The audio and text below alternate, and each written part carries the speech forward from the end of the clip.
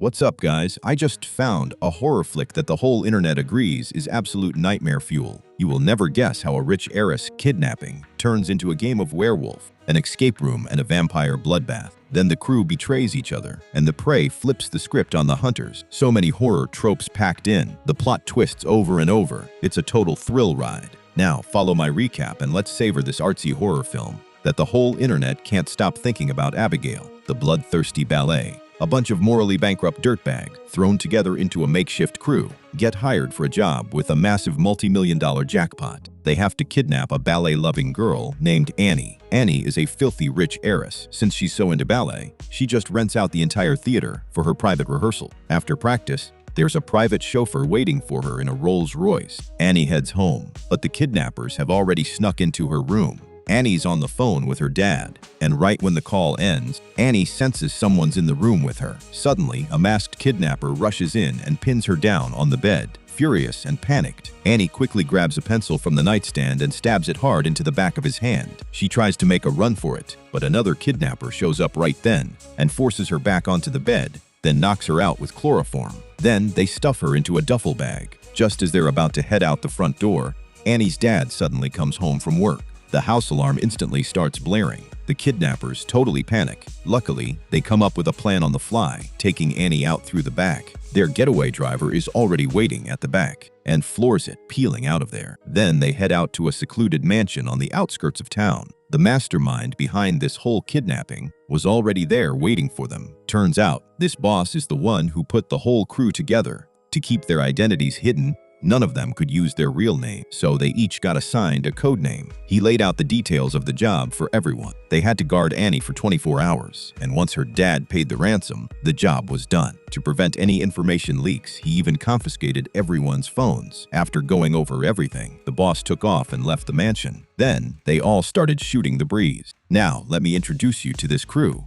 This guy with the glasses looks pretty bookish. Used to be a detective, we'll just call him Specs. Next up, this beefy guy. He used to work as a bodyguard. We'll call him Muscles. The blonde next to him, she's actually a trust fund baby herself. She just joined this kidnapping gig for the thrill. Gorgeous, by the way, we'll call her Bombshell. This guy next to her, he's a former Marine. I'll call him Pete. And this dude who totally looks like a thug, we'll call him Thug. And the last one, she used to be a doctor. We'll call her Ely later. Ely goes to the room where they're holding Annie. She not only takes off her blindfold, but also moves Annie's cuffed hands from her back to her front, just so Annie can be a little more comfortable. Annie is crying her eyes out, begging Ely to let her go. Ely promises that once they get the ransom, she'll free her immediately, and that she'll keep her safe. She even holds out her pinky and makes a pinky promise. But Annie just gets even sadder, saying her father doesn't actually love her, and probably won't pay the ransom. At that point, Ely didn't know what to say. And just as Ely is about to leave, Annie suddenly calls her back. Calmly, she says something that sounds like a curse. Something terrible is going to happen to you. Ely hears this and is completely weirded out. She figured Annie was just scared out of her mind. After that, Ely heads back to the living room and tells Specs exactly what Annie just said. Specs, being the nosy guy he is, sneaks off when no one's looking and goes to Annie's room alone to get some answers. But as soon as he walks in, he sees that Annie's blindfold has been taken off. This scares the crap out of him. He quickly covers his face with his shirt and points his gun at Annie, demanding to know if she saw his face. Annie shakes her head frantically, saying she didn't see a thing. Then he asks her what her father's name is. The second Specs hears the father's name. His face goes completely pale with fear. Right after that, he rushes downstairs in a panic and tells everyone he's out. He's done with this job. He's like, "You guys split it among yourselves now." Hearing this, the crew quickly stops Specs, asking him what the hell is going on. Having no other choice, Specs finally spills it. Annie's father is the kingpin of an entire underground crime empire. Anyone who crosses him always meets a gruesome end. Everyone else hears this and wants to bail too. But thinking about how the ransom is just a dozen or so hours away, they all get completely blinded by the massive payout. After talking it over, they all agree. Since they can't escape this now, might as well just get the money first, then figure out how to run for their lives. Speaks, having cooled down, agrees with this plan too. They decide to patrol in shifts in case Annie's father sends his men to raid them. However, while Thug is on his patrol shift, he stumbles upon a mural on the wall. The creepy thing is, the face in that painting looks exactly like Annie. Though he finds it weird, he just shrugs it off. Then, just as he's in the kitchen looking for something to eat, the door behind him suddenly creaks open all by itself. Curious, he steps out to check it out, only to find out it was just a rat. Right when he's about to head back and continue his patrol, he's suddenly yanked into the darkness by some mysterious force. With a blood-curdling scream, he's gone without a trace. Bombshell hears the commotion and comes out to check. She sees Thug sitting completely motionless at the table. Bombshell thinks he's just trying to prank her, so she storms up and gives him a good kick, only to realize Thug's head had already been ripped clean off. Soon, everyone comes rushing into the kitchen after hearing the noise. Seeing this gruesome scene, they all start trying to figure out who killed Thug. Specs says, "This looks like it was ripped apart by a wild animal." Obviously, the others don't buy it. Pete examines the wound and figures the killer is most likely the rumored #1 hitman who works for Annie's father. This guy moves like a ghost. He once infiltrated a heavily guarded CIA safe house, somehow climbed up 23 floors without anyone noticing, and tore 3 traitorous henchmen to shreds while they were still alive. Hearing this, they're all half skeptical, half terrified. But just to be safe, they rush to the room where they're holding Annie to check if she's still there. Seeing Annie lying there peacefully in bed, they're all a bit relieved. But even so, Pete still decides he's out of here. No matter how much the others tried to talk him out of it, he insists on quitting this whole operation. But as soon as he opens the front door, he finds there's another solid iron door behind it that's been dead-bolted. Pete yanks on the iron door again and again, but it won't budge. The team's big guy, Muscles, sees this and decides to use his strength to smash through the iron door. But not only does he fail to break it open, he ends up triggering a new mechanism. All the windows and doors get completely sealed shut by heavy steel plates. The entire mansion turns into a giant cage. At this point, they finally realize maybe this whole kidnapping thing was a trap from the very beginning. To test this theory, Ely rushes to the room where Annie is being held and asks her if she knows anything about this. Poor Annie tells her that Specs used to be one of her father's henchmen. Hearing this, Ely's face is pure disbelief. Right after that, Pete urgently calls Ely out and tells her that the sniper rifle he stashed inside the mansion is gone. Ely then tells Pete about Specs. Once being Annie's father's henchman, she lays it all out for Pete. So the two of them cook up a plan, deciding to split up and take out everyone else together. But just as the two of them are about to make their move, a sound suddenly cuts through the air. Ely spins around to look and sees Pete frozen stiff in place in some weird, contorted pose. And no matter how much Ely shouts, she gets zero response, so she carefully walks over to check on him, only to discover Pete's already dead, and the wounds look exactly like he was mauled by a wild beast too. This scene makes Ely even more certain that the killer is Specs. Right away, Ely points her gun at Specs, demanding to know why he did it. But Specs just brushes it off. He thinks Annie is the one trying to turn them against each other. With those two at a standoff, the whole scene instantly descends into chaos. While they're all still arguing non-stop about it, Bombshell notices that Annie, who'd been sitting on the bed the whole time, suddenly has this ice-cold look on her face. Then, they watch as she effortlessly slips out of her restraints, and right in front of everyone, she stands up. Bombshell sees this and lets out a loud scream, and then, under everyone's horrified gaze, Annie crosses her arms in front of her face, and then suddenly lunges straight for Muscles. She opens her bloody, gaping maw, about to bite right into his neck. Right at that moment, Specs, with quick reflexes, fires a shot right at Annie. Just as everyone thinks it's over, Annie sits right back up like nothing even happened. She smiles, wiping away the blood, and the wound miraculously heals itself instantly. Then she gets back up and lets out a terrifying roar. Seeing her coming at them all viciously, Ely unloads several rounds into Annie. But seeing the bullets do absolutely nothing to her, Specs quickly grabs Ely and pulls her away, locking Annie back inside the room. Finally, everyone regroups in the main hall to figure out a game plan. Going off the knowledge they've picked up from legends, they figure vampires should be afraid of garlic, crosses, and sharpened wooden stakes. So they gather up these items, trying to swallow their fear, and head back to Annie's room, ready to fight back. But just as they finally work up the courage to storm inside, the room is already empty. Just as they're all puzzling over this, music mysteriously starts playing from upstairs. Driven by curiosity, they all follow the sound up the stairs. All three of their faces instantly go blank with shock. They see Annie holding Thug's corpse, dancing ballet. They're all absolutely terrified stiff. Nobody dares be the first one to charge at her. And Annie, the moment she spots them, immediately puts that pitiful act right back on. But Bombshell is the one who musters up the courage and charges first. As a result, Annie instantly leaps on top of her and pins her down. Speak sees this and is just about to jump in and help, but he can't even withstand a single move from her. Next, Muscles charges in, swinging his wooden stake. Even though he's crazy strong and manages to lift Annie off the ground, Annie just leans back and uses her body weight, easily breaking free from his grip, and then slams him down and pins him underneath her. She rips the cross right off his neck and then maniacally uses that cross to stab Muscles repeatedly in the chest, leaving his chest a bloody,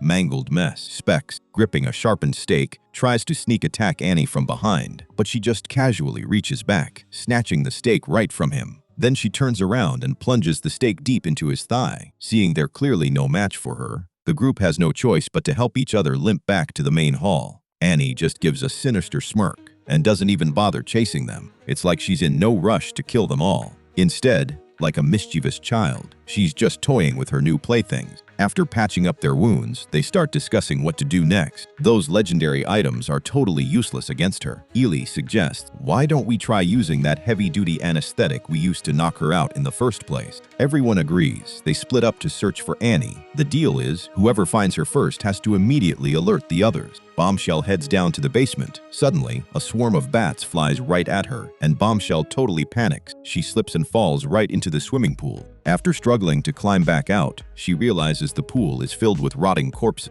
Terrified out of her wits, she lets out a piercing scream.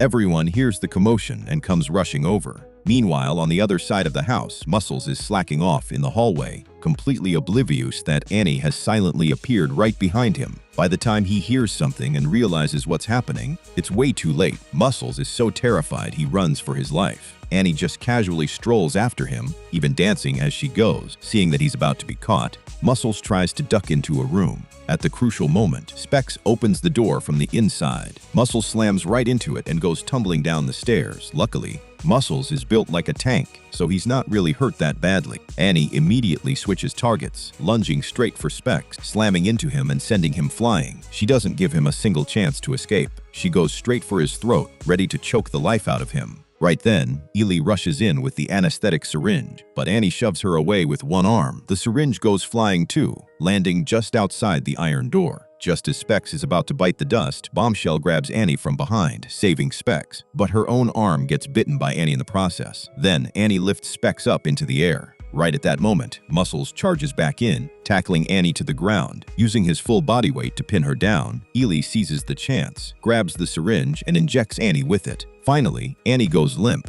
When she wakes up, she finds herself locked inside an iron cage. Faced with everyone's interrogation, Annie confesses. This entire kidnapping was a game she orchestrated. Their boss is actually her henchman. There is no ransom money at all. Those corpses in the basement were all her previous toys. Annie offers the group a deal. Whoever lets her out, she'll let that person live. But this only one gets to live remark immediately gets a few of them scheming. Muscles reaches out to unlock the cage. Ely raises her gun and shoots him, stopping his stupid move. After that, Ely and the others leave for a moment, leaving Specs to stand guard. Annie starts trying to tempt Specs again. Specs pretends to go along with it, but he's really just trying to get the intel on how to escape the mansion. Annie tells Specs about the secret passage in the house. After hearing this, Specs immediately turns around and walks away. Annie calls Specs back. She says she told him how to get out of the mansion, so Specs should unlock the cage for her. But Specs replies, "You're a vampire who's lived for hundreds of years and you're still this naive." Annie is completely enraged by Specs' betrayal. She tears the cage apart with her bare hands and swats Specs across the room. Just as Annie is about to deliver the killing blow, Ely rushes back and smashes the wooden planks covering the window. Sunlight pours in, and Annie's arm is instantly scorched. She shrieks in pain and recoils. Only then do they realize vampires are afraid of sunlight. Everyone takes cover in a sunlit study room. Bombshell suggests they go cut the main power supply to the estate. Maybe then the steel plates sealing the windows will open up, so they split up once again. But before long, the bite wound Bombshell got earlier starts healing at an insane speed. Her consciousness is slowly being taken over. She has fully turned into a vampire. When Muscles lets his guard down, she brutally kills him. Ely and Specs arrive and see this scene, and immediately turn around and run. Bombshell chases after them. The two of them flee back to the study. They use a silver tray to reflect sunlight onto her. Bombshell is instantly burned down into a puddle of blood. Her death accidentally triggers a mechanism. A secret passageway opens up behind the bookshelf. Ely and Specs head inside and find the mansion's control room. They also come face to face with their boss. Turns out, the boss had been turned into Annie's slave a long time ago, tasked with finding new toys for her. Years of servitude have made the boss want to rebel. He tempts Specs, telling him to let himself be turned into a vampire. That way, they can team up and kill Annie. Faced with the temptation of such power, Specs agrees. After being bitten, Specs throws up the fresh blood of a human. This means his transformation is now complete. Once the transformation is done, the boss tells him to go drain Ely's blood. But unexpectedly, Specs just straight up kills the boss instead, and then turns his sights on Ely. Right at that moment, Annie shows up. She immediately attacks Specs, but soon realizes she's absolutely no match for him. Instead, Specs bites her on the neck and starts draining her blood. Ely seizes the chance to slip out of the room, but all the doors are sealed shut. She makes one last phone call to her son. The call hasn't even ended yet. When Specs catches up to her, Ely is totally no match for him. He hurls her against the wall, then picks her up and throws her down to the floor below. At the critical moment, Annie catches Ely. She knows she can't beat Specs either, so she proposes a team-up with Ely.